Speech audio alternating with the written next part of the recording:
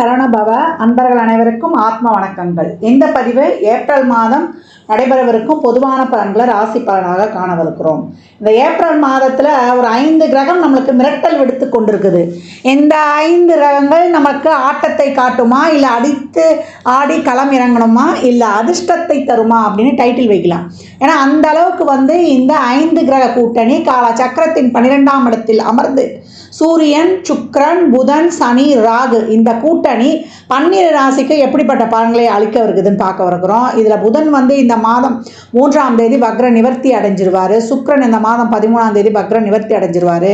செவ்வாய் மாத ஆரம்பத்தில் அவர் மிதுனத்தில் இருப்பார். 2ஆம் தேதியே உடனே கடகத்தில் அமர்ந்து விடுகிறார். கேது ஆஸ் யூஷுவலாக நம்மளுக்கு கன்னியில் இருக்கிறார். சந்திரன் நமக்கு மேஷத்தில் உதயமாயிடுவார் பரணியுடைய சாரத்தில். சூரியன் இந்த மாதம் 13ஆம் தேதி மேஷத்துக்கு அமர்ந்துடுவார். குரு ரிஷபத்தில் அமர்ந்திருக்கிறார். இப்போ இந்த குரு சுக்கிரன் பரிவர்த்தனை அதுவும் ஸ்ட்ராங்காக நம்மளுக்கு பலனை கொடுக்க போகுது. இந்த காலகட்டம் சூரியன் ஆத்மகாரகன் ஆன்மகாரகன் இந்த மாத பிற்பகுதியில் ஸ்தான பலம் அடைகிறார், உச்சநிலை அடைகிறார். நீ கவலைப்படாதப்பா, உன்னை நான் பார்த்துக்கிறேன்ப்பா, உனக்கு ஒன்றுன்னா ஓடியாந்துடுறேன்ப்பா அப்படின்னு நம்ம சொல்லிட்டனாலே அங்கே சூரியன் சிறப்பாக ஆக்டிவேட் ஆகிடும். ஆண் பெண் இருவருக்குமே, குறிப்பாக ஆணுக்கு சூரியன் பலமாக இருக்கணும். யார் எழுந்து நிற்கணுனாலுமே சூரியன் பலமாக இருக்கணும். உடலில் உள்ள அனைத்து எலும்புகளுக்கும் காரகன் சூரியன். அதனால் அந்த ஆன்ம காரகன் பலமாக இருக்கணும்னா அடுத்தவங்களுக்கு தைரியம் கொடுத்துட்டாலே போதும், இயல்பாக சூரியன் ஆக்டிவேஷன் ஆகிடுவார்.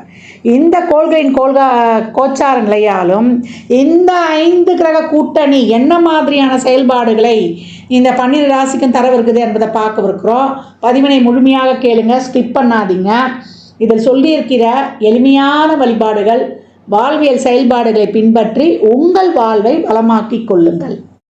ரிஷபராசி ரிஷப லக்னத்திற்குரிய பலன்களை காணவிருக்கிறோம். ஏப்ரல் மாதம் எப்படிமா கடந்து வருது அப்படின்போது ரொம்ப அருமையான மாதம். பொதுவாக கிரகங்கள் 10, 11 அதிகப்படியாக இருக்கும்பொழுது நன்மையை செய்யும் என்பது ஒரு விதி. 11 எந்த கிரகம் இருந்தாலும் நன்மையை மட்டுமே செய்யும். இங்கே சுக்கிரனும் குருவும் பரிவர்த்தனை வேற ஆயிருக்காங்க. சுக்கிரனுடைய வக்கர முடிவு இந்த மாதம் 13ஆம் தேதிக்கு மேலே இருக்கும். அதற்கு முன்பு வர உங்களுக்கு 11ஆம் இடத்தில் இருக்கும். வக்கரம்னா என்ன, ராசி அதிபதி வக்கரம் ஆயிட்டாரு அப்படின்னா இந்த காலகட்டத்துக்குள்ள இந்த வேலையை முடிச்சாகணுன்ற ஒரு துரிதமான ஒரு செயல்பாட்டை கொடுத்துருவாரு அப்படின்னு சொல்லலாம். உங்களுடைய எல்லா விதமான செயல்பாடுகளுக்கும் ஒரு உத்வேகமான ஒரு முயற்சி, நீங்கள் போடக்கூடிய அடுத்த முயற்சிகள் அனைத்துக்கும் ஒரு நல்ல பலன்கள் கிடைக்கும். வாழ்க்கையில் நான் ஜெயிக்கணும், வாழ்க்கையில் நான் வெற்றி பெறணும், வாழ்க்கையில் எனக்கு ஒரு வாய்ப்பு கிடைக்காதா என்று ஏங்கியவர்களுக்கு எல்லாம் இப்பொழுது அருமையான வாய்ப்புகளும் சந்தர்ப்பங்களும் ரொம்ப சிறப்பாக அமையும். உடனே களமிறங்கி உங்களுடைய காரியத்தை செய்து சிறப்பாக்கி கொண்டு வெற்றியை உங்களுக்குரியதாக்கி கொள்ளுங்கள். அப்படிதான் சொல்லுவேன். தொழிலில் ஒரு நல்ல முன்னேற்றம், ஒரு வெளிநாட்டு வேலை வாய்ப்பு எல்லாத்துக்கும் இப்போ ஒரு உகந்த நேரம். முயற்சி பண்ணலாம், மாற்றலாம், எல்லா விதமான ஒரு சிறப்பான செயல்பாடுகளையும் பண்ணிக்கொள்ளலாம். தசாபுத்திகளும் உங்களுக்கு இருக்கக்கூடிய கிரகநிலைகளும் சிறப்பாக இருக்கிற பட்சத்தில் அனைத்துமே சிறப்பாக இருக்கும். எதிர்பார்க்காத நேரத்தில் உங்களுக்கு அனைத்து விதமான வெளியூர் செய்திகள்லேருந்து எல்லாமே ஒரு நல்ல செய்திகளாக சேரும் அப்படின்னு சொல்லலாம். பயணங்கள் நிச்சயம் உண்டு. நம்மளுடைய கம்யூனிகேஷன் சார்ந்த விஷயங்கள்ல மட்டும் கொஞ்சம் கவனமாக இருந்துக்கணும். எந்த ஒரு விஷயமும் மற்றவங்களை நம்பி விட்டுடக்கூடாது. அப்படியே நம்மளுடைய மேற்பார்வையில் மட்டும் இருந்துக்கணும் அப்படின்னு சொல்லியாச்சு. ஏன்னா சுக்கிரன் 6க்கும் உடையவர் அப்படின்னு அதனால உங்களுடைய தனித்திறமையை, உங்களுடைய அறிவு நுட்பத்தை நீங்கள் இன்னார்னு நிரூபிக்கக்கூடிய காலம். உங்களுடைய திறமையால் நீங்கள் வெல்லக்கூடிய காலம். என்னுடைய திறமை வெளில தெரில, என் திறமைக்கு ஒரு அங்கீகாரம் கிடைக்கல அப்படின்னு சொன்னவங்களுக்கெல்லாம் இப்போ சிறப்பான அங்கீகாரம் கிடைக்கக்கூடிய காலகட்டம் அப்படின்னு சொல்லலாம். நல்ல ஒரு ஃபெசிலிட்டிஸு, நல்ல ஒரு உங்களுடைய வாழ்க்கை தரத்தை உயர்த்தி கொள்வது, நல்ல வீடு, வண்டி, வாகன யோகம்லாம் இப்போ ரொம்ப சிறப்பாக ஒரு சிலருக்கு அமையக்கூடிய இதெல்லாம் மாதம் 30 முடிச்சுக்கணும். என்னென்ன செயல்கள் செய்கிறோமோ, என்னென்ன ஒரு எஃபர்ட் போடுறோமோ இதெல்லாம் நம்ம மாதம் 30 போடணும். 4ஆம் இடம் வண்டி வாகனம் சொத்தை தாண்டி நீ சுகப்படுறியா, நீ மனதளவில் சுகமாக இருக்கிறியா என்றதை சொல்லக்கூடிய இடமும் அந்த 4ஆம் இடம் தான். அந்த 4 பின்பகுதியில் 12க்கு போயிடுவார். அப்போ உடல் ஆரோக்கியத்தில் கவனமாக இருக்கணும். இந்த காலகட்டம் தேவையில்லாத உணவு வந்து நான் புதுசாக பழக்கம் எடுக்கிறேன் அப்படின்னு சொல்லிட்டு நம்ம எடுக்கக்கூடாது. வெளியூர் பயணங்களில் மேற்கொள்ளும் பொழுது உணவு தண்ணீர் விஷயங்களில் சுகாதாரமான விஷயங்களை மேற்கொள்ளணும். கணவன் மனைவி இருவரும் இந்த காலகட்டம் கருத்துரிமித்து பயணிக்கணும். தேவையில்லாத வாக்குவாதங்களை தவிர்த்துக் கொள்வது ரொம்ப சில பேர் ரிலேஷன்ஷிப்லாம் இருக்கிறீங்கன்னா அந்த கதை இந்த கதை போன கதை வந்த கதை பழைய கதை எதுவும் பேசக்கூடாது. கணவன் மனைவியாக இருந்தாலும் இந்த காலகட்டம் பேசக்கூடாது. உச்சமாகி போச்சு. நம்ம வந்து அந்த இடத்துல வந்து நிறைய வந்து விட்டு கொடுக்குற தன்மையும் அதிகமாக இருக்கணும் அப்படின்னு சொல்லியாச்சு.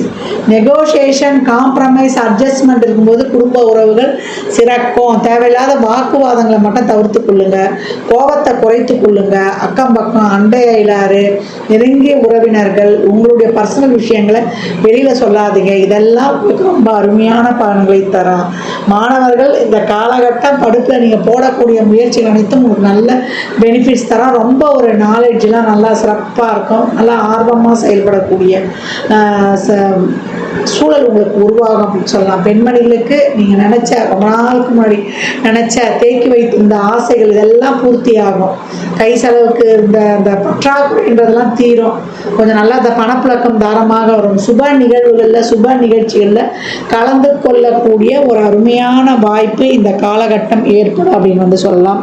வயதானவர்கள் மட்டும் நான் ஏற்கனவே சொன்ன மாதிரி தான் கொஞ்சம் உடல் ஆரோக்கியத்தில் கொஞ்சம் கூடுதல் கவனம் எடுத்துக்கொள்ளுங்க. ஏன்னா செவ்வாய் வந்து நம்மளுக்கு கடகத்துக்கும் போயிடாரு. உடம்பு அசதி கொடுத்துரும். இப்போ வெயில் காலமாக வேற இருக்குது. அதனால நிறைய தண்ணீர் குடிப்பது இதெல்லாம் வச்சுக்கோங்க. நிறைய அன்னதானம் பண்ணுங்க. இந்த மாதம் வந்து நீங்கள் கோளறுபதிகம் டெய்லியும் வந்து வீட்டில் ஓட விட்டு கேட்டுவாங்க. சுப்பிரமணிய புஜங்கம் கேட்கும்போது உங்களுக்கு இருக்கக்கூடிய அனைத்து விதமான நெகட்டிவ் ஆறாமையும் கிளென்சிங் பண்ணிடும். நீங்கள் பிறந்த கிழமையிலையோ இல்லை மாத பிறப்புலையோ இல்லை வாரத்தில் ஒரு நாள் சனிக்கிழமையாவது நீங்கள் வந்து அன்னதானம் செய்து கொண்டு வரும்பொழுது உங்களுக்கு நல்ல பலன்களை நீங்கள் காணலாம். ரிஷபம், இந்த காலகட்டம் நிறைய எவ்வளோக்கு எவ்வளோ உங்களுடைய நாலேஜை வந்து ஷேர் பண்ணுறீங்களோ மற்றவருக்கு உங்களால் முடிந்த உதவிகளை மனமோந்து செய்யும்பொழுது நல்ல பலன்களை இன்னும் கூடுதலாக பெற்றுக்கொள்ளலாம். நல்ல ஒரு எதிர்ப்பு சக்தி சொல்லுவோம் இல்லையா, ரத்த விருத்தி உள்ள பழங்களையும் உணவுகளையும் மேற்கொள்ளுங்க. உடம்பு வந்து டயர்ட்னஸ் மட்டும் கொடுக்காது.